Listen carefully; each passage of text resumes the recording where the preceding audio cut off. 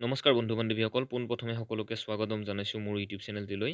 আশা কৰোঁ আপোনালোকে ভালে আছে। মই যোৱাটো ভিডিঅ'ত এনচিয়েণ্ট হিষ্ট্ৰী পাৰ্ট 1ৰ কেইটামান MCQ আলোচনা কৰিছিলোঁ, যিকেইটা Assam police AB, UB, DME, RRB, SSC, GD এইবিলাকত ইম্পৰ্টেণ্ট হয়, এইবিলাক আহি থকা দেখা যায়। গতিকে আপোনালোকলৈ আৰু মই এছাম পুলিচ AB, UB লগতে DMEৰ প্ৰিভিয়াছ ইয়াৰ কুৱেশ্যন পেপাৰবিলাক মই ডিছকাছ কৰিম। গতিকে আপোনালোকে ভিডিঅ'টি শেষলৈকে চাব, স্কিপ নকৰিব আৰু বন্ধু বান্ধৱীসকলৰ সৈতে শ্বেয়াৰ কৰি দিয়ে যেন। তেনেহ'লে বলক ভিডিঅ'টি আৰম্ভ কৰোঁ। বন্ধু বান্ধৱীসকল, আজি মই এনচিয়েণ্ট হিষ্ট্ৰীৰ কেইটামান MCQ লৈ আহিছোঁ, 25টা MCQ লৈ আহিছোঁ, তাৰে মই ইয়াতে আলোচনা কৰিছোঁ। 1 number question, who is known as the father of Indian history? ভাৰতীয় ইতিহাসৰ পিতৃ বুলি কাক জনা যায়? ইয়াৰে অপশ্যন আছে A. Kautilya, B. Kalidas, C. Megasthenes আৰু D. হিৰডোটাছ। ইয়াৰে শুদ্ধ উত্তৰটো হ'ব হিৰডোটাছ। ভাৰতীয় ইতিহাসৰ পিতৃ বুলি ক'লে আমি হিৰডোটাছক বুজোঁ। 2 number question, what is the Harappan civilization also' known as? অৰ্থাৎ হৰপ্পান চিভিলাইজেশ্যনক আমি কি নামেৰে জনা যায়? অপশ্যনসমূহৰ ভিতৰত A. Vedic civilization, B. Indus valley civilization, C. Aryan civilization, D. Gupta civilization. এইসমূহৰ ভিতৰত শুদ্ধ এনচাৰটো হ'ব ইণ্ডাছ চিভিলাইজেশ্যন, অৰ্থাৎ সিন্ধু সভ্যতা। হৰপ্পা সভ্যতাক আমি সিন্ধু সভ্যতা নামেৰেও জানো। ইয়াতে এটি MCQ আহিব পাৰে যে সিন্ধু সভ্যতাৰ আৱিষ্কাৰ প্ৰথমে কোনজন ব্যক্তিয়ে কৰিছিল? সেইটোৰ এনচাৰটো হ'ব দয়াৰাম চাহিনী। ইয়াৰ এনচাৰটো হ'ব Dayaram Sahni. Next 3 number question, who was the author of the famous Sanskrit play Abhijnana Shakuntalam? অৰ্থাৎ বিখ্যাত সংস্কৃত নাট অভিজ্ঞান শকুন্তলমৰ লেখক কোন আছিল? ইয়াৰে অপশ্যনসমূহৰ ভিতৰত A. কালিদাস, B. ভাষা, C. বাণভট্ট আৰু D. শূদ্ৰকা। ইয়াৰ অপশ্যনসমূহৰ ভিতৰত শুদ্ধ উত্তৰটো হ'ব বাণভট্ট। নেক্সট, এইটো বাণভট্ট নহয়, শূদ্ৰক হ'ব লাগে, শূদ্ৰক এনচাৰটো। Next 4 number question, the concept of zero' was first used by which ancient Indian mathematician? শূন্যৰ ধাৰণাটো প্ৰথমে কোনজন প্ৰাচীন ভাৰতীয় গণিতজ্ঞই ব্যৱহাৰ কৰিছিল? Option A. Aryabhata, B. Brahmagupta, C. Bhaskaracharya, D. Varahamihira. অপশ্যনসমূহৰ ভিতৰত শুদ্ধ উত্তৰটো হ'ব ব্ৰহ্মগুপ্ত, অৰ্থাৎ ব্ৰহ্মগুপ্তই শূন্যৰ ধাৰণাটি প্ৰথমতে ব্যৱহাৰ কৰিছিল। 5 number question, what is the oldest বেদা? বেদসমূহৰ ভিতৰত আটাইতকৈ পুৰণি বেদ কি? ইয়াৰ অপশ্যনসমূহৰ ভিতৰত অৰ্থৱবেদ, B. Samaveda, C. Rigveda, D. Yajurveda. এই অপশ্যনসমূহৰ ভিতৰত আটাইতকৈ পুৰণি বেদখন হৈছে Rigveda. 6 number question, the Nalanda university was established during the rule of which Gupta king? 6 number question, কোন গুপ্ত ৰজাৰ শাসনকালত নালন্দা বিশ্ববিদ্যালয় প্ৰতিষ্ঠা হৈছিল? অপশ্যনসমূহৰ ভিতৰত A. Kumaragupta 1, B. Samudragupta, C. Chandragupta 2, D. Harsh. এইসমূহৰ ভিতৰত শুদ্ধ উত্তৰটো হৈছে কুমাৰগুপ্ত 1, অৰ্থাৎ গুপ্ত ৰজাৰ শাসনকালত নালন্দা বিশ্ববিদ্যালয় প্ৰতিষ্ঠা হৈছিল কুমাৰগুপ্ত 1ৰ দিনত। 7 number question, in which battle was mark the end of the Mauryan empire? অৰ্থাৎ কোনখন যুদ্ধত মৌৰ্য সাম্ৰাজ্যৰ অন্ত পৰিছিল? মৌৰ্য সাম্ৰাজ্যৰ অন্ত পৰিছিল A. Battle of Kalinga, B. Battle of Plassey, C. Battle of Panipat আৰু D. Battle of মগধা। ইয়াৰে ভিতৰত এই অপশ্যনসমূহৰ ভিতৰত শুদ্ধ উত্তৰটো হ'ব বেটেল অফ কলিংগা, আৰু বেটেল অফ কলিংগাখন অশোকৰ দিনত হৈছিল। অশোকৰ দিনত হৈছিল, তেওঁ কলিংগৰ লগত যুদ্ধ কৰিছিলে। Number 8, the Indus Valley Civilization is believed to have existed during which period? অৰ্থাৎ সিন্ধু উপত্যকা সভ্যতা কোন সময়ত আছিল বুলি বিশ্বাস কৰা হয়? ইয়াৰ অপশ্যনসমূহৰ ভিতৰত শুদ্ধ এনচাৰটো হ'ব অপশ্যন নম্বৰ B, অৰ্থাৎ 2500 to 1500 BC। ইয়াৰ শুদ্ধ উত্তৰটো হ'ব option number B। Next question, the battle of Kalinga was photo between Ashoka and which kingdom? অৰ্থাৎ কলিংগৰ যুদ্ধ অশোক আৰু কোনখন ৰাজ্যৰ মাজত হৈছিল? এইটো কুৱেশ্যন আমি অলপ আগত আলোচনা কৰিছিলোঁ। ইয়াৰ অপশ্যনসমূহৰ ভিতৰত A. মগধা, B. Nanda, C Gupta, D Kalinga, আৰু ইয়াৰ শুদ্ধ উত্তৰটো হ'ব কলিংগা। অৰ্থাৎ অশোকে সেই কলিংগ যুদ্ধখনৰ পিছত তেওঁ ভাগি পৰিছিল আৰু তাৰপিছত মৌৰ্য সাম্ৰাজ্যৰ লাহে লাহে পতনৰ দিশে আগবাঢ়ি গৈছিল। বন্ধু বান্ধৱীসকল, ভিডিঅ'টো চাই আপোনালোকে যদি ভাল পায় তেনেহ'লে এটি লাইক কৰি দিব। আৰু নেক্সট মই এইবিলাক ভিডিঅ'ৰ সকলোবিলাক PDF মই হোৱাটছআপ চেনেলত দিম। গতিকে আপোনালোকে হোৱাটছআপ চেনেলৰ লিংকটো গৈ ডেছক্ৰিপশ্যনত ইয়াৰ লিংক আছে, তাত ক্লিক কৰি কিনে জইন হ'ব পাৰে। আৰু মই টেলিগ্ৰাম চেনেলো আছে, টেলিগ্ৰাম চেনেলত জইন হ'ব পাৰে। তাত মই PDFটো প্ৰতিটো ভিডিঅ'ৰ PDF মই তাত দিয়া যাব আৰু আপোনালোকে তাত গৈ PDFখন ডাউনলোড কৰি ল'ব পাৰে। 10 number question, which of the following was not a part of the 4 Vedas?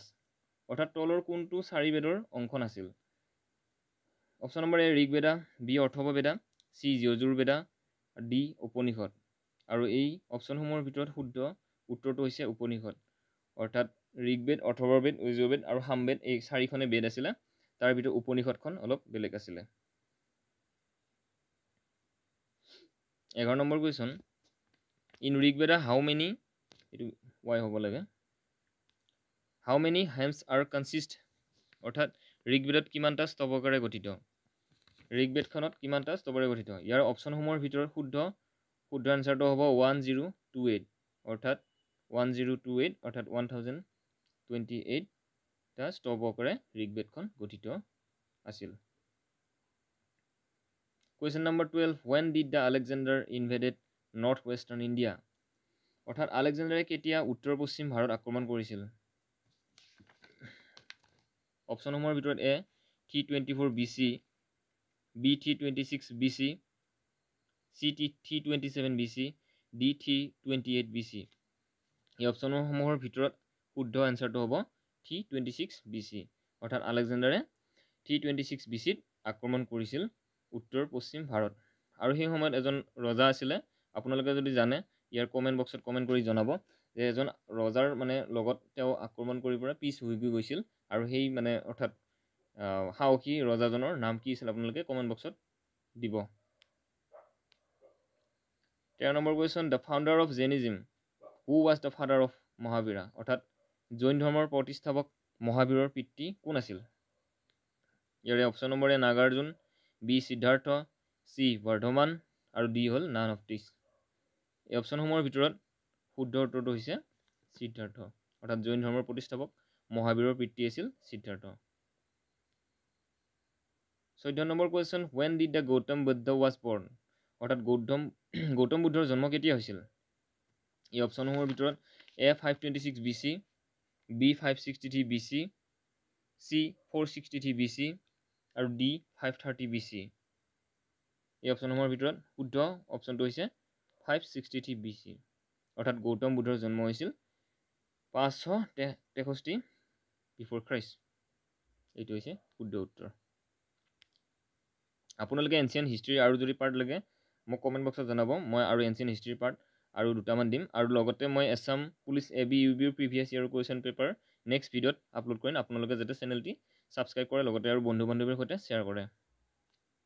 Next 15 number, where did the Gautam Buddha was বৰ্ণ?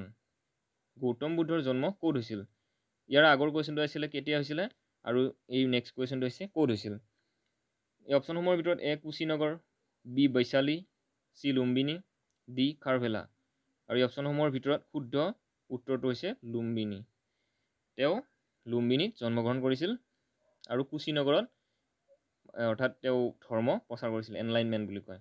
আৰু প্ৰতিটোৱে ইম্পৰ্টেণ্ট হয়। গৌতম বুদ্ধৰ বিষয়ে আপোনালোকে ভালদৰে চাই ল'ব, কাৰণ গৌতম বুদ্ধৰ বিষয়ে ভালকেইটা কুৱেশ্যন অহা দেখা যায় আৰু প্ৰতিটো কম্পিটিটিভ এক্সামত ইয়াৰ এটা নহয় এটা কুৱেশ্যন যেনেধৰ আহে। Question number 17, who was the famous ruler of Kushan dynasty? অৰ্থাৎ কুষাণ বংশৰ বিখ্যাত শাসকগৰাকী কোন আছিল? ইয়াৰ অপশ্যনসমূহৰ ভিতৰত A Rudradaman 1, B Chalukya, C Kanishka, D Srigupta. ইয়াৰ শুদ্ধ উত্তৰটো হৈছে কনিষ্ক। অৰ্থাৎ কুষাণ বংশৰ শ্ৰেষ্ঠ বা বিখ্যাত শাসকগৰাকী আছিল কনিষ্ক। এইটো 19 নম্বৰ, 18 নম্বৰটো ৰৈ গৈছে বাৰু। Who was call Indian Napoleon? অৰ্থাৎ who was call Indian Napoleon? ভাৰতীয় নেপোলিয়ন বুলি কাক কোৱা হৈছিল? ইয়াৰ অপশ্যন আছে সমুদ্ৰগুপ্ত, বি কুমাৰগুপ্ত, 1 চি শ্ৰীগুপ্তা আৰু ডি হৰ্ষবৰ্ধনা। এই অপশ্যনসমূহৰ ভিতৰত শুদ্ধ উত্তৰটো হৈছে সমুদ্ৰগুপ্ত। সমুদ্ৰগুপ্তক ভাৰতৰ নেপোলিয়ন বুলি কোৱা হৈছিল। তাৰপিছত 20 number question, who was get Maharaja Dhiraj title in Gupta period. অৰ্থাৎ গুপ্ত যুগত কোনে মহাৰাজা ধীৰাজ উপাধি লাভ কৰিছিল? অপশ্যন এ আছে Chandragupta 1, B Kumaragupta 1, C Srigupta 1, D Samudragupta. ইয়াৰ শুদ্ধ উত্তৰটো হৈছে চন্দ্ৰগুপ্ত 1। অৰ্থাৎ গুপ্ত যুগত তেওঁ মহাৰাজা ধীৰাজ উপাধি লাভ কৰিছিল। এনচিয়েণ্ট হিষ্ট্ৰীৰ কুৱেশ্যন আহি থাকে পৰীক্ষাত মাজে মাজে, আপোনালোকে ভিডিঅ'টো স্কিপ নকৰিব। 21 question number 21, who build the famous Vishnu temple at Angkor Wat in Cambodia. এইটো কুৱেশ্যন এডিআৰিত অহা দেখা গৈছিলে, এইটো এডিআৰিত আহিছিল। মানে কুৱেশ্যনটো এনেকুৱাকৈ আছিলে, যে এংকৰ ৱাট কোনখন দেশত আছিলে, এনেকুৱা কিবা কুৱেশ্যনটো আহিছিলে। ইয়াৰ অপশ্যনসমূহৰ ভিতৰত এ শ্ৰুতা বৰ্মন, বি সূৰ্য বৰ্মন, চি ইন্দ্ৰ বৰ্মন, ডি অনিৰুদ্ধ। ইয়াৰ ভিতৰত শুদ্ধ এনচাৰটো হৈছে সূৰ্য বৰ্মন। এইটো সূৰ্য বৰ্মন হ'ব লাগে শুদ্ধ এনচাৰটো। আৰু এংকৰ ৱাট ক'ত আছিলে বুলি কুৱেশ্যনটো আছিলে, এইটো কম্বোডিয়াত আছিলে। আপোনালোকে ইয়াতে দুটা প্ৰশ্নৰ এনচাৰ পাই গ'লে, যিহেতু এংকৰ ৱাট ক'ত আছিল বুলি ক'লে কম্বোডিয়াত হয় এনচাৰটো, আৰু কোনে নিৰ্মাণ কৰিছিল বুলি যদি কুৱেশ্যনটো আহে তেতিয়া সূৰ্য বৰ্মন হ'ব ইয়াৰ শুদ্ধ answer. Question number 22, who was the first Tirthankara of Jain religion. অৰ্থাৎ জৈন ধৰ্মৰ প্ৰথম তীৰ্থংকৰ কোন আছিল? Option A Mahavira, B Parshvanath, C Trishala, D Rishabhadeva. আৰু এই অপশ্যনসমূহৰ ভিতৰত শুদ্ধ উত্তৰটো হৈছে ঋষভদেৱ। অৰ্থাৎ জৈন ধৰ্মৰ প্ৰথম তীৰ্থংকৰ আছিল ঋষভদেৱ। আৰু একদম শেষৰজন অৰ্থাৎ লাষ্ট তীৰ্থংকৰ যদি বুলি সোধা যায় তেনেহ'লে অপশ্যনটো হ'ব, এনচাৰটো হ'ব মহাবীৰ। অৰ্থাৎ 24 গৰাকী তীৰ্থংকৰ আছিল, তাৰ ভিতৰত প্ৰথমজন আছিল ঋষভদেৱ আৰু একেবাৰে শেষৰজন আছিল মহাবীৰ। একচুৱেলি কুৱেশ্যনত মানে কি কয়, পৰীক্ষাত এইকেইটা আহি থকা দেখা যায়, মানে শেষৰজন সোধে নহ'লে প্ৰথমজন সোধে। Question number 23, in which period is called golden age of ancient India. কোনটো যুগত প্ৰাচীন ভাৰতৰ সোণালী যুগ বুলি কোৱা হয়? অপশ্যনসমূহৰ ভিতৰত A Maurya period, B post Mauryan period, C Gupta period, D early Gupta period. আৰু ইয়াৰে শুদ্ধ উত্তৰটো হৈছে গুপ্ত পিৰিয়ড। অৰ্থাৎ গুপ্ত যুগক ভাৰতৰ সোণালী যুগ বুলি কোৱা হয়। প্ৰাচীন ভাৰতৰ সোণালী যুগ বুলি যদি কুৱেশ্যনটো আহে তেনেহ'লে ইয়াৰ এনচাৰটো হ'ব Gupta period. Next 24, question number 24, when did the Hiuen Tsang visited in India? Hiuen চাঙে কেতিয়া ভাৰত ভ্ৰমণ কৰিছিল? অপশ্যনৰ ভিতৰত A 526 AD, B 629 AD, C 629 BC, D 524 AD। ইয়াৰে শুদ্ধ উত্তৰটো হ'ব 629 AD। কুৱেশ্যনসমূহ অলপ পাজলাই দিব পাৰে। ছাপ'জ ইয়াতে 629 BC আছে আৰু 629 AD আছে, আমি জানিব লাগিব যে BC2 নহয় AD2 হ'ব লাগে। অৰ্থাৎ বিফৰ খ্ৰাইষ্ট, এইটো এনচাৰটো নহয়, 629 AD2 হ'ব লাগে। এনে কনফিউজ টাইপৰ কুৱেশ্যন আহিব পাৰে, আপোনালোকে গতিকে ভালদৰে যাতে এনচাৰটো চাই লয়। আৰু হিউৱেন চাঙৰ এখন গ্ৰন্থ যদি সোধে তেতিয়াহ'লে ইয়াতে চি ইউ কি এখন গ্ৰন্থ লিখিছিলে, চি ইউ কি নামৰ এখন গ্ৰন্থ লিখিছিলে হিউৱেন চাঙে। তাৰপিছত ইয়াৰ এনচাৰটো হ'ব 629 AD। Question number 25, when did the Kalinga war was fought? অৰ্থাৎ কলিংগ যুদ্ধ কেতিয়া সংঘটিত হৈছিল? অপশ্যনসমূহৰ ভিতৰত A 326 BC, B 226 BC, C 261 BC, D 325 BC। ইয়াৰে শুদ্ধ উত্তৰটো হ'ব 261 BC। Option number C 261 BC। অৰ্থাৎ কলিংগ যুদ্ধ 261 BCত হৈছিলে, আৰু এই যুদ্ধখন হৈছিলে কলিংগৰ নামৰ ৰাজ্যখনৰ লগত, আৰু অশোক আছিল এই যুদ্ধ অশোক আছিলে। এনেকৈ কুৱেশ্যনবিলাক বনাব পাৰি। আশা কৰোঁ আপোনালোকে ভিডিঅ'টি চাই ভাল পালে, গতিকে ভিডিঅ'টি এটি লাইক দিব, চেনেলটি ছাবস্ক্ৰাইব কৰিব আৰু লগতে বন্ধু বান্ধৱীৰ সৈতে শ্বেয়াৰ কৰে। আৰু মই ইয়াৰ পিছৰ এছাম পুলিচ ABUৰ প্ৰিভিয়াছ ইয়াৰৰ কুৱেশ্যন পেপাৰবিলাক ডিছকাছ কৰিম, লগতে Assam history, Assam polity, Indian geography, English grammar এইবিলাকৰ বিষয়ে আলোচনা কৰিম।